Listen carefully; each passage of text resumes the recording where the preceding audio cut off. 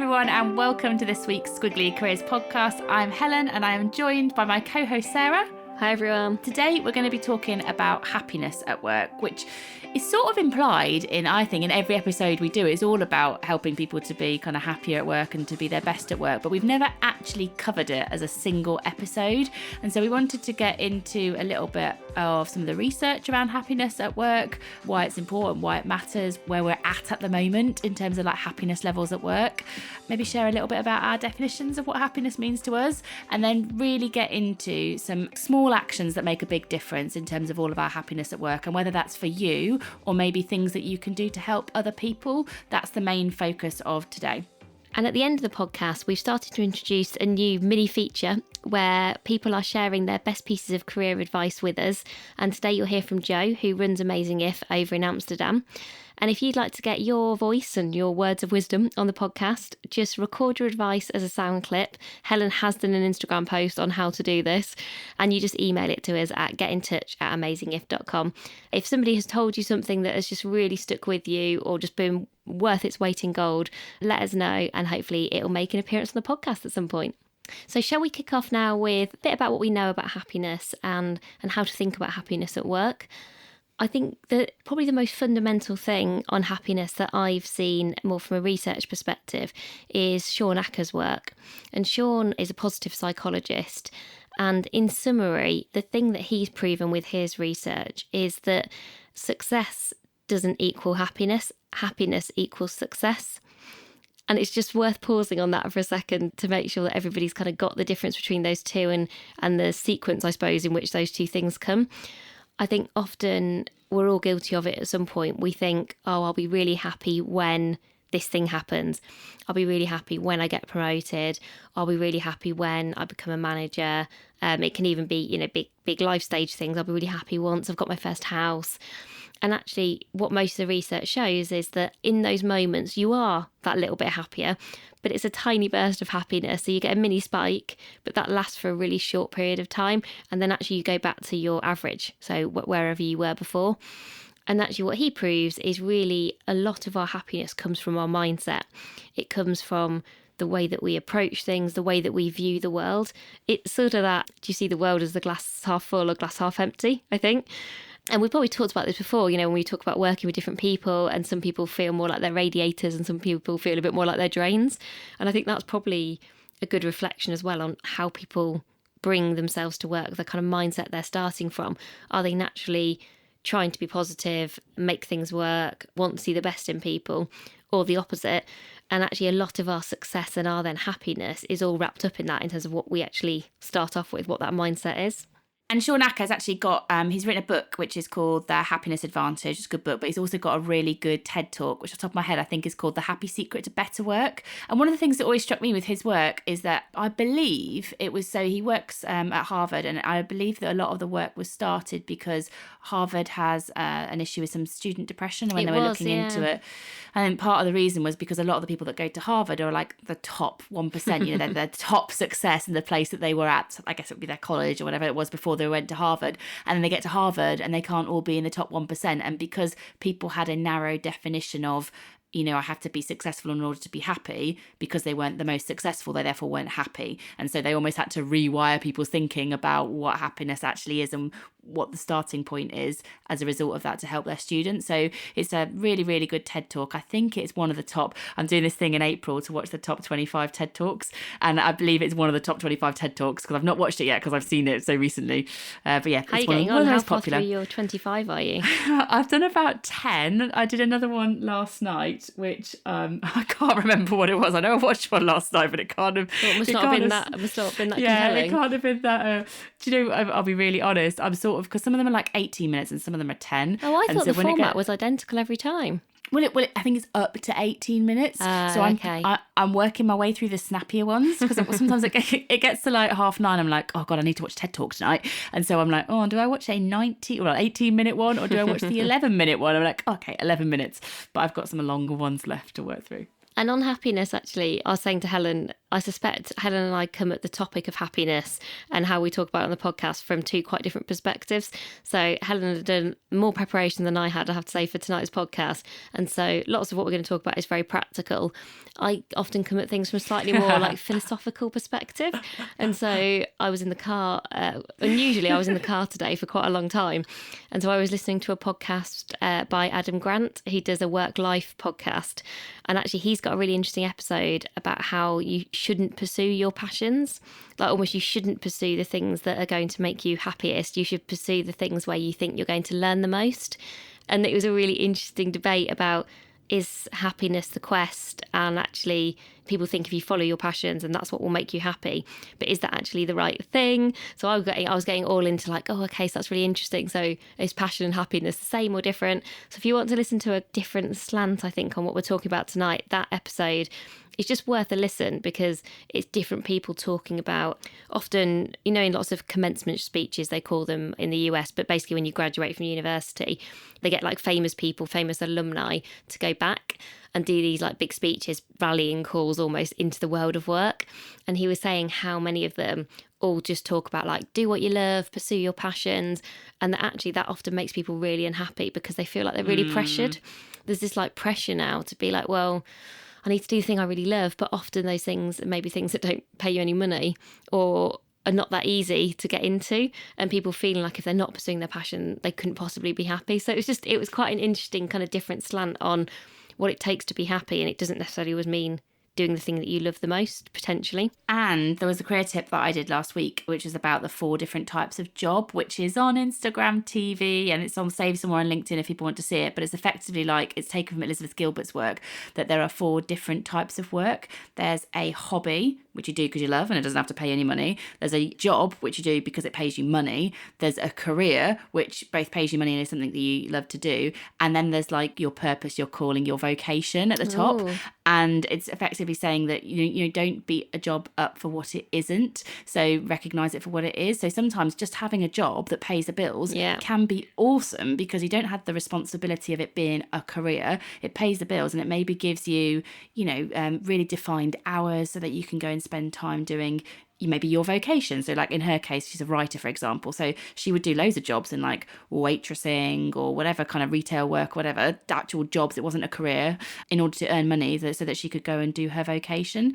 She was saying that not everybody has to have a vocation and a calling, and that's fine. And then she talked about, if you're in a career and you're not enjoying it, then go get a job. Don't sit in a career you don't enjoy. Just go get a job that pays some money. But it was just a really interesting perspective. But to that point that he was saying, not everyone's going to have their purpose, not everyone's going to have their vocation, their calling, and that's fine. Let's not put work on some uber pedestal that makes us unhappy because we think we're supposed to be doing something or achieving something or living some meaningful career that we're not able to right now. And I think often we associate happiness as being something that's maybe the luxury for the individual. But actually, a lot of the work that has been done around the impact of people being happy at work, the people that really benefit is the organisation as a whole.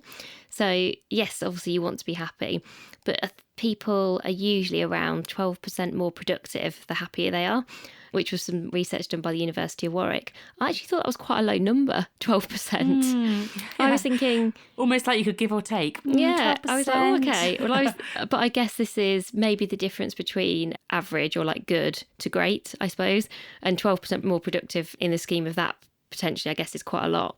Especially given I was reading today in the Financial Times, which is not, I have to say, my usual newspaper, but I was reading the FT sitting in a reception of a company. Do you know the UK is like one of the least productive developed countries in the world, and we're the only ones that pretty much have stalled since the last recession. And they were trying to dissect like why that was. So maybe the way to solve our productivity crisis in the UK is make everyone a bit happier. And then we'll all be a little bit more productive. That could be it. Right. That could be the answer. Everyone needs to get sharing the 5 tips that we're going to share. Yeah, perhaps I should write to the FT and see if they take me seriously. That's a good idea. Like, let's do that. One of the things that I came across actually was that you can measure happiness, which I thought was quite interesting. So Gallup, who are like global consulting organisation, do various studies every year. They use something called the Cantril scale to measure happiness so that they can see to what extent globally is happiness increasing or decreasing. thriving. And I looked into the measure of how they do it, because I actually think it's something that we could all do as individuals. So the way that they do it, I'll talk it through. And again, I'll put this on the post on amazingif.com if you're like in a car and you can't write this down. But what they say is step 1 is to imagine a ladder. So you've got a ladder with steps from 0 at the bottom and 10 at the top. The top of the ladder is like the best possible life for you at your absolute happiest. Hashtag living your best life. That one. And the bottom, let's see what hashtag you're going to do this one. The bottom is like the worst possible life for you. Got a hashtag for that? Don't bother. Okay, so there's your scale. And then on which step of the ladder would you say you stand at this time? And then question 2 is on which step do you think you're going to be in 5 years from now? So that's kind of the questions for you. And then they've done loads of statistical analysis and various things, and they effectively categorize 3 different states of happiness depending on where you put yourself on those 2 ladders, like the present ladder or the future ladder. The first state of happiness is thriving. And if you're thriving, then you've got your well-being's really strong, it's consistent, it's progressing. You are thriving if you've got a positive view of your current situation, so you're like 7+ on the ladder, and a positive view of where you are in the next 5 years, so 8+. So if that's where you put yourself, you're like in the thriving category. The next category of kind of happiness is that people that are struggling. So this is where people have got, they're kind of moderate or inconsistent in their happiness at work. You're in this category, you're basically middle of the road in your present situation, or you're moderate or negative in your future. So kind of middle to low is in struggling. People that are there have more daily stress. They worry more about money than the people who are thriving. They're likely to have double the amount of sick days, less likely to be healthy and eat healthy. It's kind of interesting. And the last category is suffering. So this is people who've got high risk of kind of their well-being. They rate 4 and below on the current ladder, and then 4 and below on the future ladder. And for those people, they are likely to report high levels of stress, worry, sadness, anger, lower actual levels of health. And there's a whole load of stuff for people that are in that suffering area in terms of their basically happiness affects their mental and physical well-being. It's quite interesting, isn't it? It's quite very, very emotive language that they're using. And I was thinking the top one, the thriving, I almost feel like they're missing a category, because I feel like they go from thriving to then struggling or suffering. I sort of was going, isn't there something in between thriving and struggling? Which is, I felt like there's one other, which I think a lot of people would fit into, where... What's surviving? Well, they're kind of, you're surviving. And actually, that's not necessarily a bad thing. So you're perhaps in that... Some days you're a 6, some days you're a 7. When you think about the future, sometimes you feel positive, sometimes you're not quite sure. So you do have kind of wobbles, and you wouldn't describe yourself as thriving, but you perhaps wouldn't be in struggling either. Perhaps I should suggest they should have a look at that. That's my second thing that I'm going to fix today. I was going to say, so you're sending a letter to the FT and to Gallup. So just get on that off the podcast. This is what happens, you see, when by the time people are listening, it will have been Easter, but we're recording this before Easter, and I have to say I cracked into my first Easter egg this evening. I think I might be having like a little sugar high. The last thing that I picked up on, actually, which I think is really important, I find the work of Andre Spicer really interesting. So he's a lecturer over at Cass Business School, and he's written quite a few pieces of book and various different articles. We'll link to them all, but about why you shouldn't really force happiness. And so organisations that are almost trying to say everyone should be happy, let's all have a really happy culture and all come to work really happy. He basically says that's like the worst thing that you can do. And also, no one wants that. Like, oh God, no. But he said that people, actually suppressing negative emotions is a bad thing. Like not making it a safe space where people can talk about that they're struggling or that they are fearful or whatever it is. If having it's a bad day. Like, if you can't have that environment, that's not a good thing. And one thing he does talk about, he says actually there's a benefit sometimes to not being happy. And he talks about people who are angry are better negotiators, and people who are in a bad mood are better at deception spotting. So I feel like he's almost got this vision of a company full of lots of angry people who are in bad moods but are brilliant at negotiation and spotting deception. So I'm not sure that's the company I want to work in, but I do buy the point around we don't want to suppress the negative emotions and paint some, everything's fake, rainbows. Yeah, life's not always rainbows, but I think it's recognising that a culture where people can maybe be authentic and be happy has positive effects on their well-being, their productivity. Well, I think you'd probably argue there must be a relationship between people feeling like they can be themselves at work and being happy at work. Yeah. And that's essentially what he's saying, isn't it? That being yourself at work does mean that everybody will sometimes have a bad day or a bad week or things are not going to plan. And that being okay at work, I suspect, is a really big indicator of whether someone feels like they belong, whether they're and whether they are broadly happy versus happy on that day.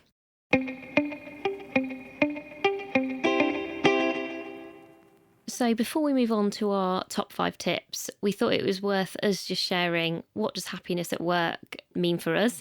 And I think this is a good question for you to ask yourselves as you're listening to this podcast. If you were to just give yourself a minute, 2 minutes and write down what does kind of happy work mean to you, it's interesting to see what pops up first, what reflections you have, what insights you have, and almost what you would add to, I think, as the week goes on. I was finding doing this exercise, it's interesting to see the first thing you write down, and then I wrote something else like an hour later, and then I thought of something else like half an hour later. So it's interesting just to observe the order of things that come to mind, give yourself a bit of time to live with it and see what else you kind of add or choose to take away. But for me, there were 3 things that happy work meant. The first thing that I wrote down was having a positive impact and making a difference. So that is, for me, about feeling like I think I have a strong sense of purpose in what I'm doing. It doesn't mean that I always feel like I have to be saving the world, but I think I do want things to be better, I guess, as a result of the work that I do. Something to be better. I think I've got a kind of a view of liking things to improve.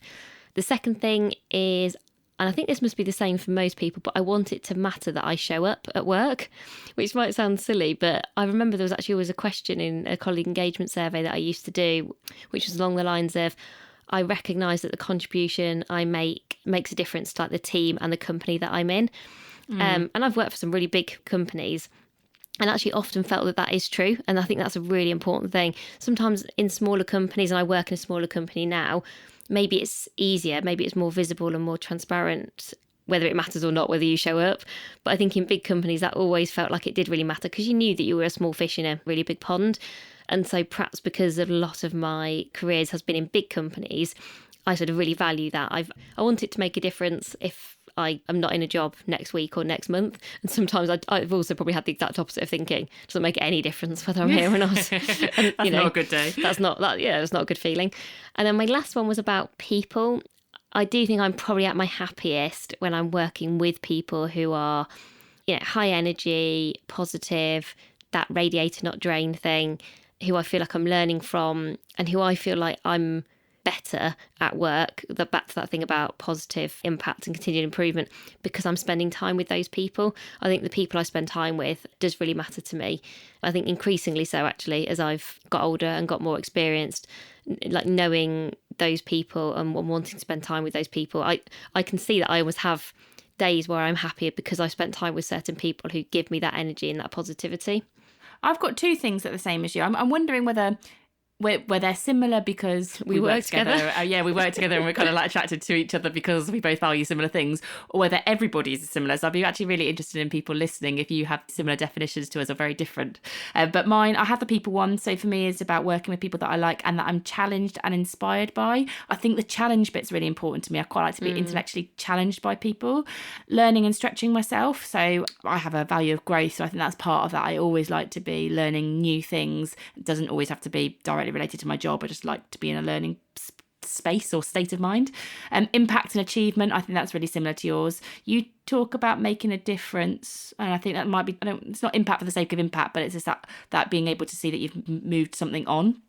And then I think one of my things that's maybe different to yours is about the freedom of trying new things. Sometimes I like to do, for me, happy work is just getting to do new stuff and trying on different things. I swear as you listen to this, I'm like, oh yeah, I'll have that one too, please. Yeah, I want that one. I wonder whether people will listen and they'll be like, right, well, we'll take all of those. Plus, I'd also like, I don't reckon you could end up here with a really long wish list, but I think that might still be fun to do. But isn't that interesting? So I'm saying actually for my happy job, I've got to have people that I like, that I'm challenged by, that inspire me. I need to be learning and stretching myself. I've got to have impact and achievement, and I have to have freedom, and people need to encourage me to do new stuff. I mean, actually, it's a pretty high bar for a happy... I'm quite happy in my work, Sarah, just to let you know. But it is quite a high bar when you list all of that stuff down that we're trying to measure our jobs against. Yeah, and this is where I get back to being a bit more philosophical about even the word happy, because I think you're probably setting a high bar because you're probably answering the question, what would it take for you to be your happiest at work? I think you're right. That's a really good point. I think it's the difference between enjoying something where probably having one or two of the things that we've just talked through would be enough. And often enough, that's all you need in that moment in time, versus we're probably challenging ourselves here to go, if I was to almost like create this perfect moment of happiness at work, what would be happening simultaneously in that moment? I don't think that's unrealistic, because I can think about that list and think of moments, projects, teams that I've been part of where those things do come together. But I think when you start to be realistic, you're not necessarily expecting all these things to consistently show up and be present all of the time. That's a really good point. I've got a scale in my head and there's like unhappy, happy and happiest. And like you say, a lot of the time we're talking about happiest, and then that's really hard to do. It's very hard to do it every single day in your job. You might get these moments where you hit happiest, but is it unrealistic to have that as every single day as a benchmark? Interesting to reflect on. Shall we move on to tips so that we can help people? I think it's to help people be a bit more happy. So small actions to be happy that have maybe a big impact rather than this kind of nirvana state of happiness every day. Yeah, so top tip number 1 is to work out your values. We've talked before about values. We'll make sure there's the link to the values podcast in the resources.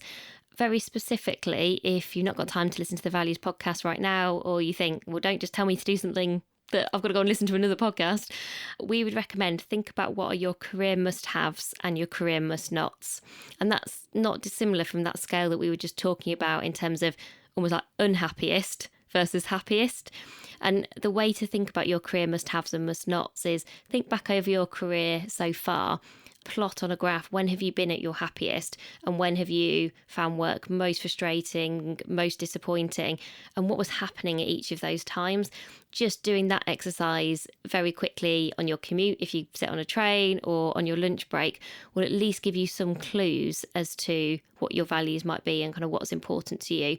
But I think the more that you and I have thought about this over the last week or so we've been preparing, the more we've both realised just how intrinsic knowing your values is to being really happy at work, because we both got there kind of independently in terms of going, fundamentally, that is one of the building blocks of being happy at work, is being self-aware enough to know what your values are, which are things that motivate and drive you.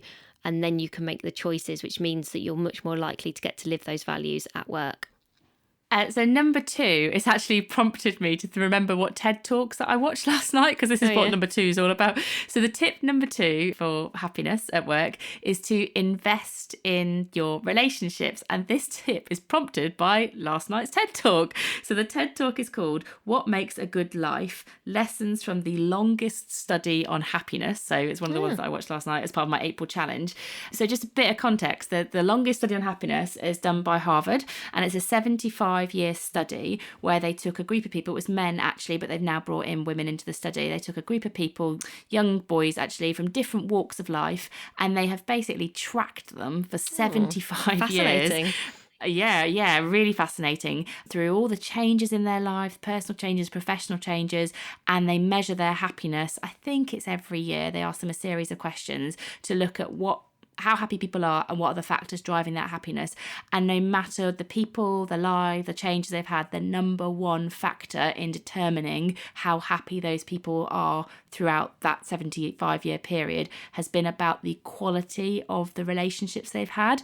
So not the quantity, so some people have lots, some people have fewer, but the quality of the relationships that they have with people. And I think that's relevant personally and professionally, but I think we're talking about work here today. So I think this is about thinking about, what meaningful relationships do you have with people at work, and how much time are you making for them outside of meetings? So this is more than just, hi, what's the agenda for today? Quick chat. This is maybe a coffee with somebody where you're just asking how they are at the moment, what's going on, what are they thinking about, actually having a meaningful conversation with people outside of meetings. Are you making time for that? Because actually the relationships that you have at work will be a big part of your happiness. Yeah, and I think I've fallen into that trap before of, when you're trying to be really efficient, it's often the first thing to go is like the just being able to sit and just have a cup of tea with somebody. And that can sometimes feel like a bit of a luxury if you're really busy or you've got a lot of meetings. But it's funny how those are the moments where you actually get to know somebody properly. So I really spot that, and actually often almost leave time which is just free, where I know if somebody does want to get a cup of tea, you know you can just do that. And actually that one relates to number 3 in lots of ways. So number 3 is about picking jobs for more than money. And this one definitely comes with a caveat in that we all need to earn money, mostly. I imagine everyone who listens to this podcast does need to earn money. If you don't, let us know. You can sponsor the podcast. And I don't want to kind of underestimate how important I think having enough money is in terms of just generally being kind of happy and not feeling kind of stressed and anxious. But actually, once you get to the point where you do earn enough money, whatever that kind of enough looks like for you, actually then thinking about what are the other factors and drivers of your well-being. And almost once you do have enough, it's other things outside of money and status and potentially like job titles and those kind of things that actually really influence your happiness. It is things like, will you have the ability to build really meaningful relationships? Will you be able to make friends at work? Will you feel like you have a strong sense of belonging? And actually, I listened to a really good episode of Emma Gannon's podcast where she was doing almost like a particular special series when she was over in California. And she met a lady called Ruth Whitman, who's, I think she's an English lady, but lived over in LA now for 7 years and has done quite a lot of writing about what actually makes us happy. And they were both talking about money and actually saying that it almost gets skipped over now because there is almost so much chat about purpose and like happiness and all these things. Everyone sort of forgets the money thing. And actually, they both have a really good chat about like the pragmatic practicalities of actually it is important to have enough money, and that does make you happy because it just takes the pressure off and the kind of stresses off. But then they both acknowledge that ultimately they've both got to a point where they've got enough, and therefore then there are other things that matter more. And I think it's just starting to figure out for yourself, knowing actually what does enough look like is really important. And I think that is different for different people and depending on what responsibilities you've got and where you are in your life at the moment, because that might just be your priority for now. If you feel like actually you are getting close to that point, then starting to think about, okay, so what are my other things that might be on my happy checklist and how would I prioritise those things, I think can be a really useful action to take. Like I see this when we do our courses and people will have like money is a really important thing to them. And actually you've got to make it, you'll be endlessly chasing it if you don't kind of work out what is enough. And actually if you're endlessly chasing money, you're probably chasing something else like status, security, achievement. And actually that could be fulfilled, all fine, but it could be fulfilled in broader ways than just money. So I think actually working out what is enough gives you something really concrete that you can make really practical and aim for. And then you're not anchoring all of your happiness to just this pursuit of sort of like an unknown quantity.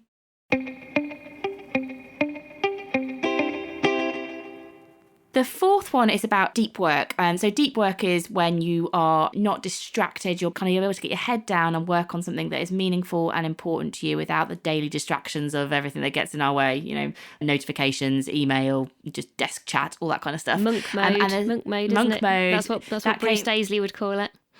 Indeed. So that's on the podcast that Sarah did with Bruce Daisley. And actually the term deep work has been really popularised by Cal Newport. So you can kind of dig around any of that stuff. But the research shows that actually when you are able to do deep work on something that's meaningful, so concentrated work that's meaningful to you, people are more satisfied because they've made meaningful progress on it. And actually when you kind of get to the end of the week and you're kind of going, oh, I don't know what I've done with my week, that is not a sort of recipe for happiness. When you're able to say at the end of the week, oh, I really moved forward on that project, or I managed to close that thing off, whatever it is, there's something in the satisfaction that we take from that enables us to be more happy. So the specific action for you to take if you're listening on this one is to think about what is one project, maybe think this month, let's be realistic about it, but what is one project this month that you think you could move on significantly if you could create some time for it. And then once you've answered that question, then plan how you're going to create the time. Maybe you could work from home for a morning a week for the next couple of weeks so you can move it forward. Or maybe you can hide yourself in a meeting room and do the thing that Graham Alcott talks about on the podcast that we did on productivity, where you put a fake project in your diary. He calls it Project Magenta. Basically, you're going to go shut yourself away in a room where no one can bother you and you can work on this thing in a concentrated fashion. But deep work makes a difference to your happiness. Work out what you will need to spend that time on, and then think about how you can create the space in your diary where you can be notification and distraction free so that you can have that concentration on it. And then number 5 is about sharing positive experiences. There's a lot of talk and lots of people already do things like gratitude journals. I think they're only getting more popular, and the idea of the habit of writing down something you're grateful for at the end of every day. Our build on that and the kind of extra boost that somebody has told us about that we think is particularly compelling is actually not only doing that for yourself, but also sharing that with somebody else. So whether that's as simple as agreeing with a friend at the end of every day, you're going to WhatsApp them one positive thing about that day, whether it's just taking the time when you get home, if you've got a partner and you're chatting about work, to actually focus on the positives. We were actually laughing before this podcast and saying, how often do you get home and almost you do, if your partner or your roommate, you almost focus on the bad stuff. You rarely go home and go, I had a great day at work because I did this brilliant thing. Let me talk all about it. And you don't, because obviously, you feel a bit like showing off, or it just doesn't feel like an average conversation to have. You're way more interested in, are we going to watch the first episode of the new series of Game of Thrones, which was my first sentence to my partner this evening. But I do think that almost like that positive mindset that we talked about right at the start about what is the mindset that you are bringing to everything. If when you're thinking about gratitude, that's already kind of one positive thing because you're being grateful for something, but actually to make it even better, to be able to tell someone, that will kind of increase your happiness because you're almost sharing it and you're together just sharing these positive experiences. So I think that's something, again, that you could do in a really tangible way for actually quite a short period of time and just see and observe how it makes you feel. You could just pick 1 week after Easter and just think, right, me and a friend or me and my partner, we're just going to do like one thing every day, share one thing that we're grateful for. Sarah, what's your one thing today? Go on, I'll put you on the spot. One thing today? Oh, that's actually really hard. Right, let me think. Okay, so my one thing today is I think I have cracked a good structure for a chapter of our book that we have been finding quite tricky. And I'm going through an emotional roller coaster, as Helen will know, writing this book. Helen is playing very even-keeled and pragmatic through the whole thing, whereas I go through different phases of thinking, no one's going to read it, so I shouldn't stress so much about it, to literally rewriting a sentence 4 times. So I am actually really happy that I've made some progress with that, and I feel really grateful for the opportunity that we've got to be able to write that, because yes, I might complain a bit about it sometimes, or it's really hard work, don't get me wrong, writing a book is very, very hard work, but I am so happy that we're getting to do it. And I always remember that if I've ever had a tougher moment where I've rewritten the same sentence or paragraph and still don't think it's very good, I'll think, hey, but you know what, it's an amazing thing that we get to do it. So there you go. Oh, it's really nice to hear that. You probably got more than you bargained for there. No, I like it. What was yours? You can't do that and then not tell me yours. Mine was today I was with one of our lovely client partners, which is Money Supermarket Group, and we were reviewing lots of the work that we've been doing with them over the past couple of months. And when I went into the office, it's the first time I've been in the office for quite a while, and I saw so many people that have been on our training programs, and it was like literally I was going through the office and I just kept seeing everyone that had been on our courses, because we've trained lots of people in that organisation, and it felt really lovely to say hello to people in the slightly different context of being our training course. Someone even came, opened the meeting room that we were in and said that training course was like the best thing ever. They interrupted our meeting room to tell us, and I was just like, I'll pay you later. No, I was like, do that again. But no, I thought, what a privilege to be in this organisation and to have spent time with so many people and to have made a difference and got people thinking, and now to be reflecting with people so positively about it. Like, what a privilege. So yeah, that's the thing that I'm grateful for today. Oh, that's so nice. As always, if you're newer to the podcast, all of the resources for everything that we talk about, we post on a blog post on our website, which is just amazingif.com, really easy to find. And every week we put our new podcast on Instagram, where we're just at amazingif. And if you do follow us on Instagram, you'll see all the ins and outs of our squiggly careers, but you'll also get the benefit of Helen's daily career tip that she does, which she now has a very loyal follower base for. So it's worth following us just to get that, because every day I just see all these messages of people coming in going, oh, I'm going to go and do that, or that's really amazing. So many people have almost integrated it, I think, as a habit in their day-to-day jobs. Someone said to me the other day, I met, and they were like, I'm really disappointed I didn't get to watch it today, but it's okay because I'm going to watch it tonight. And I was like, oh, okay, what have we created? It's really nice. I love it. I love all the chat with people all about it, and then people share new resources. Yeah, it's lovely. It's really nice. Thank you. People do keep sharing it and commenting, giving us ideas for future topics and rating us. If you are listening and you've not had a chance yet to write a review or give us a rating on iTunes or wherever you listen to your podcast, they make such a massive difference to us personally, because we read everyone, and that's one thing that makes me very happy. But also it really helps us to, with all the Wizzy algorithms, show up and more people to discover us and find us and help more people with their squiggly careers. So if that's been on your to-do list to do for a while, if you've got a bit of time off over Easter or you have 5 minutes, if you could do that, we'd be really grateful. And before we tell you what's coming up next week, we just want to close out this week's podcast with one of our listeners, and also somebody who is part of the Amazing If family, and that's Jo in Amsterdam. And she has shared with us her best piece of career advice, and it's all about how you can get a job you love. So over to Jo. Hi Sarah, hi Helen. I wanted to come back to you on the best bit of career advice that I've ever been given. And for me, and I will slightly paraphrase here, the best bit of career advice was to do a job that you love and you will never work a day in your life. Now, for me, that didn't mean that I cracked the one job that I love 100% and it never feels like work. But what it does mean is that I am really conscious that I want to feel really fulfilled and happy about what it is that I'm doing. And understanding as I go through my career what makes me feel really fulfilled and what makes me feel really happy, and doing more of that. Because we spend so much time at work that it's important, I think, that what we do, we really enjoy and ultimately get a sense of fulfillment from.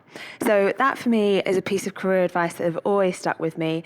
If ever I'm finding work too much or I feel in a bit of a rut, I always go back to, well, do you really love this? Even if you're annoyed by this one specific task, do you ultimately really enjoy this? And usually the answer is yes. And therefore I'm able to move on. So yes, thank you very much to Jo for sending us that. If any of you are actually in Amsterdam, if you're listening in Amsterdam, Jo and Reese run our monthly courses there, so you can find all the details about that on amazingif.com. And as we said before, if you would like to get your best piece of career advice on the podcast, you just got to record it on your phone using whatever voice recorder you've got on your phone. There'll be an app on there. Record it and send it through to us at getintouch@amazingif.com. And so next week, we're going to be talking about language at work, what you say and how you say it. We've talked a little bit before about some things on body language and kind of the words that you say, but we were really inspired by a session that we had at a conference we were both at. Daunted. Yeah, we'll come back to why we're daunted, but we were very inspired initially by a session by a company called Own the Room. I think they're an American company, and they were really talking about how you make impact and the words that you use and how they're mirrored by your hands and your face and all the different things. And we were like, oh, that would be a really good episode for a podcast. The reason we were slightly intimidated is we were next on at that conference. So this guy obviously came on, and because of what he was saying, he is incredibly well practiced and absolutely flawless. So we were just standing there thinking, right, we're learning all these things and then we're about to get on stage, and then you become so self-conscious of not doing all the things that he talked about, the fact that you shouldn't do these things, and the first thing you want to do is do those things. So but it was really good, and we've written down some notes and we're going to share everything that we learnt in our podcast next week. But for now, that's everything. Thank you as always for listening, and we look forward to chatting to you again next week. Bye.